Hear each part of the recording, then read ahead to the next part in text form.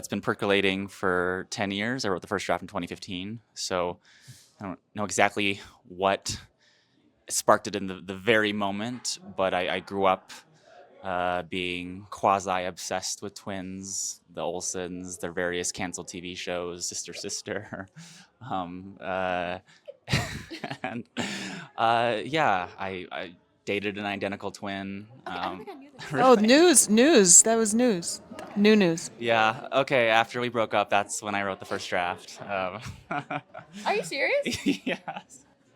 Talk about him. No. What's his name? No. I haven't told him about the film yet. I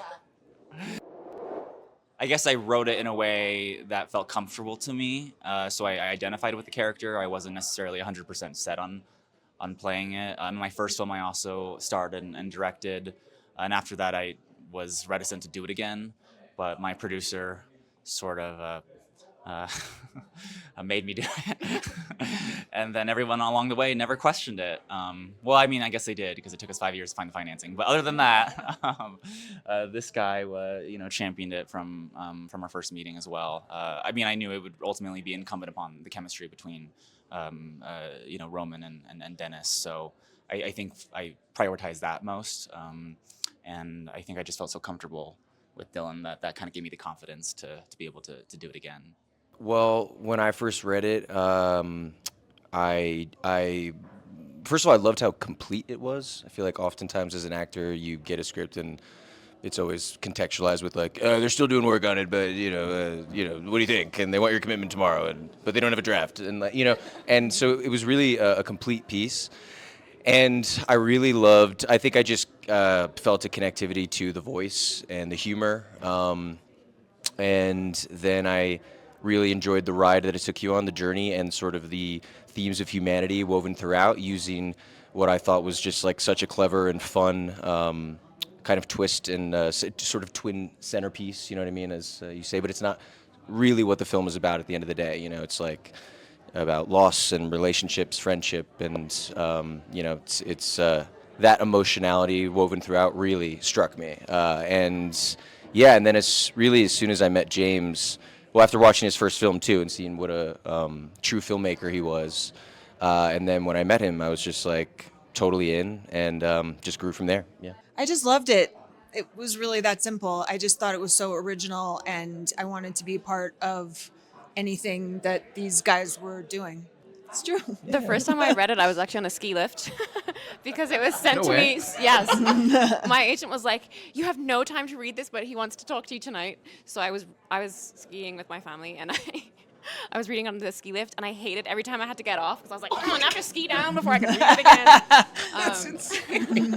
And then I met him that night.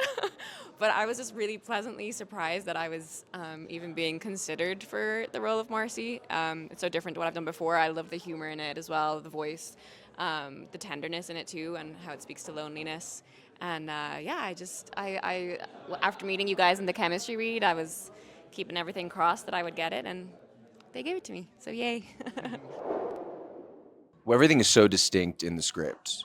Truly, like that goes such a long way. There is not a ton of work asked of us as actors to unearth these characters. Like we were then just you're sort of then just allowed to kind of add whatever sauce you can to it, but it's so there distinctly. Like it's not ever like I had to find a way to differentiate these voices. Every character is so defined on the page already, so that gives you a lot of inspiration from the get-go that you can build from. David had seen my first film straight up after it played at Outfest, and we had a great meeting. Sometimes you take generals and you never expect it to go anywhere, but he read Twinless right away. He took me out for a steak dinner, even though he doesn't eat steak. And he kind of gave me like the speech that every filmmaker dreams of. Like, I want to make this my next picture. And he was so impassioned about it. And It was a long road.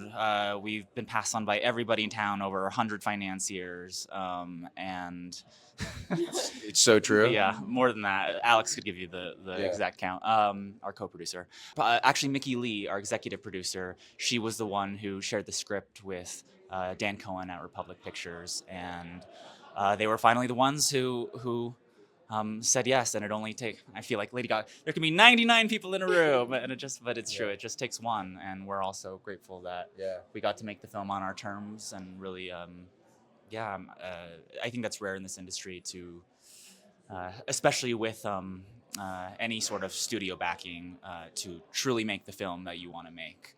And they never gave any notes. It was great. Yeah, it's just very very rare. And David is like he's like this infectious positive energy. He doesn't have like a discouraged bone in his body, which I think goes such a long way too. He does this whole thing where he's like, he grabs you while he's talking and he's like, in a sea of no's, we search for that yes, impervious to rejection. And like it's incredible. And I think He's the that best. spirit, yeah, it goes a long way.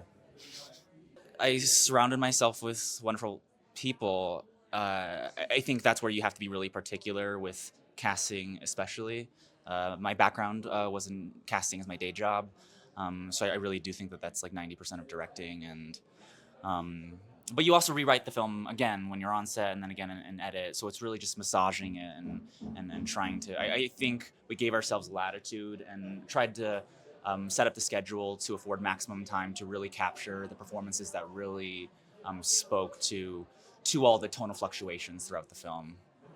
Yeah, and casting the show as well. You know, you did such a tremendous job in hiring the crew. Everyone really got the movie, you know, and was really passionate about it, and that goes a really long way too. Do you have a dream distribution situation for this? I feel like that's putting a cart before the horse. So I'm gonna respectfully say whoever is gonna give us a real theatrical push. I think what we saw last night and experienced, seeing people go on the full journey, I think that was infectious in the room, and I would love for other audiences to be able to experience it. I mean, I've seen the film so many times, but I went on the ride with the journey last night, and that was just really a good time. Dylan, we just reported you just freshly landed this lead role in the Sam Raimi movie Send Help. Anything? Yeah. What are you excited about with that? Well, I've always been a huge fan of Sam's and Rachel's too. So yeah, I think that's the pinnacle of the excitement there. To work with both of them is a dream. So yeah, that'll be really fun. Yep, I came in from Australia actually, and I'm going right back. Prepping. Yeah. Start soon though. Yeah, next week. Appreciate it. Thanks. Thank you. Thank you. Thanks for having us.